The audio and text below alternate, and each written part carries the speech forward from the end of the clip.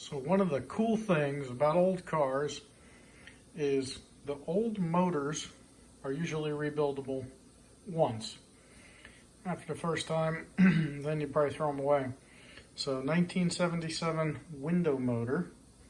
We put power to it, it wouldn't spin, so we took the whole thing apart, re-greased the base of the electric portion, and took all this stuff out, cleaned it, and put some fresh grease on it.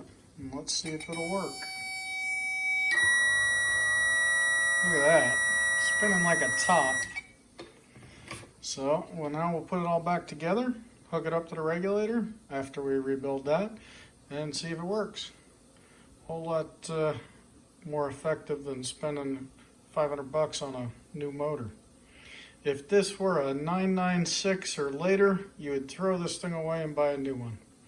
All right, thanks for watching. Check us out at BreitWerks.com.